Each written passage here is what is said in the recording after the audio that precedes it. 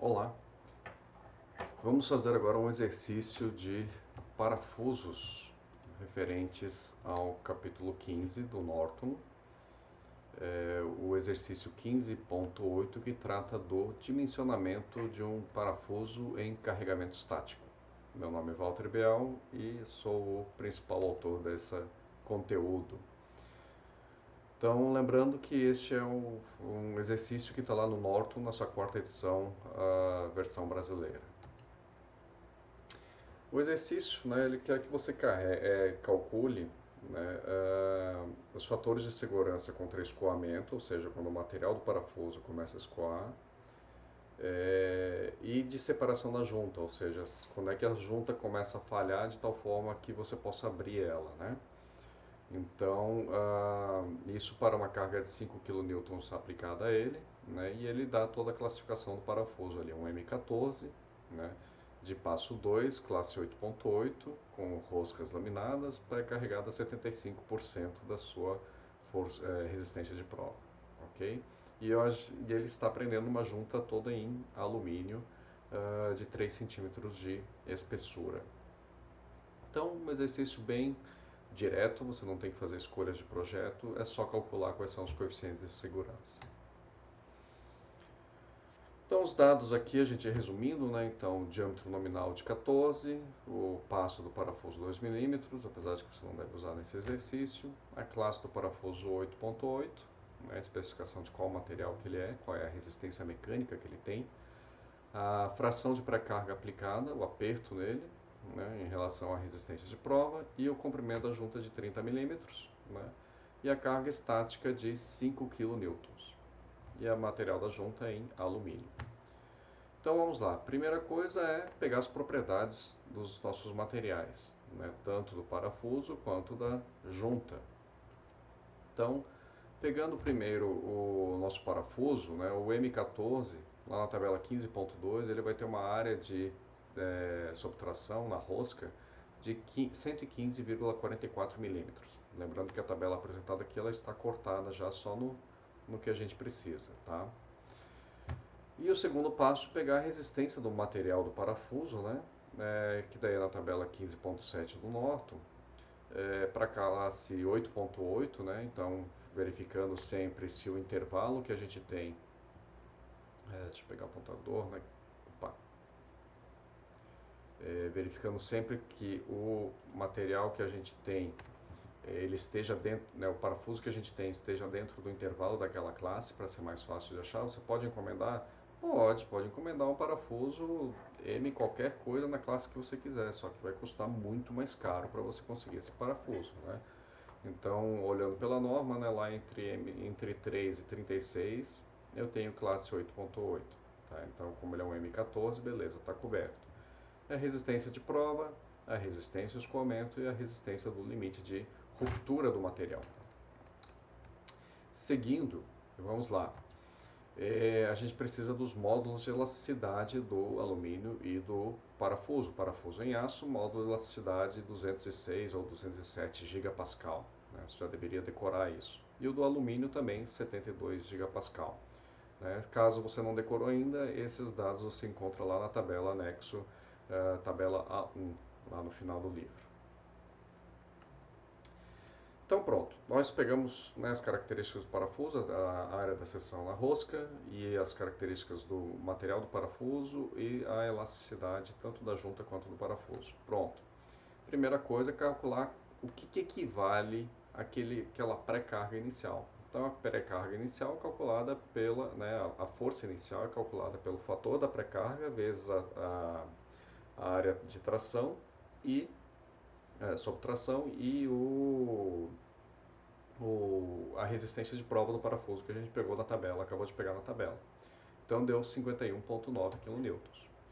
Depois a gente vai determinar qual que é a constante da junta C para que a gente possa saber quanto dessa força aí, mais a solicitação do carregamento do exercício, né, passado pelo exercício, quanto que eles vão estar efetivamente distribuídos entre o parafuso e a nossa junta. Então eu preciso calcular o C, que justamente é quem define essa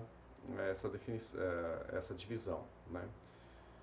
Então a gente está numa junta sólida, né, um bloco, né, duas chapas de alumínio lá juntas, né, então de 30 milímetros de espessura total. O J D sobre L, né, então 14 sobre L deu 0,467. E a razão entre a rigidez do alumínio e do parafuso deu 0,347.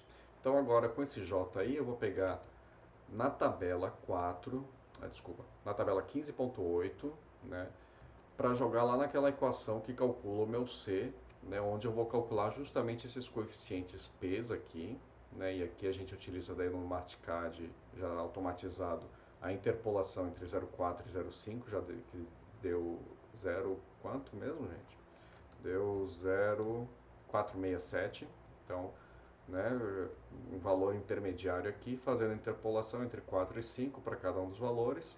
Eu levanto cada um dos valores, né, P0, P1, P2 e P3, e vou jogar na minha equação para calcular o C, né, onde daí eu utilizo a razão das rigidezes e aqueles valores e índices, e aí eu tenho um C de 0,43, ou seja, 43% do carregamento vai estar no parafuso e os outros 57% estarão no material da junta, no alumínio.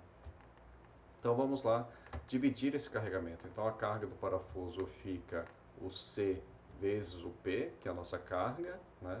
E a carga no material da junta fica 1 menos C vezes o P e divide aquele 5 ponto alguma coisa, não 5 kN total, né?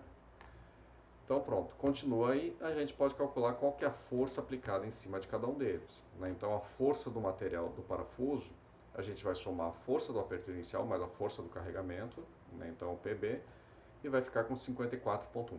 Vejam como a carga é muito menor do que o aperto em si. O aperto ele, né, dá muito mais, causa uma solicitação muito maior no parafuso.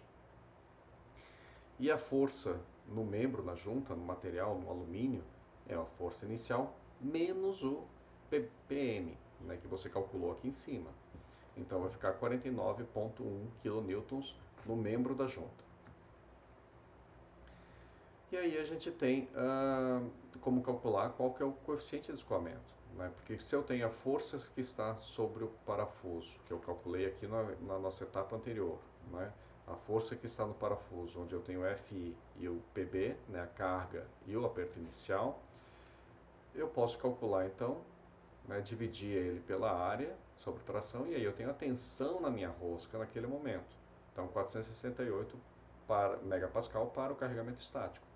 E eu comparo isso com relação ao limite de escoamento do nosso material, né, do nosso parafuso classe 8.8. E aí eu estou com um limite de escoamento de 1.4. Eu tenho 40% de folga em relação ao limite de escoamento do material. Tá? E a da separação é descobrir qual que é a carga que vai levar a separar. Qual que é a carga que vai levar à separação? Ora, é o aperto inicial dividido por 1 menos C. É a carga que precisa para fazer vencer aquele aperto inicial. Né? E aí a carga inicial deu 91 kN. Né? Dividindo essa carga para separar pela carga aplicada efetivamente, né? A gente tem que o valor da separação, né, o N de separação, o coeficiente de segurança para separação é de 18,2, ou seja, está bem acima do necessário. Não vai separar, então antes de separar ele vai começar a escoar, né? Então olha aqui, ó. Então antes de começar a separar ele já vai falhar por escoamento. Ok? Então exercício rápido, simples, dimensionamento estático de parafuso realmente é uma coisa bem direta, tá bom? Nossos livros, cuidado com o material do professor, por favor, tudo isso dá trabalho, fazer esses videozinhos para vocês. Muito obrigado e até a próxima.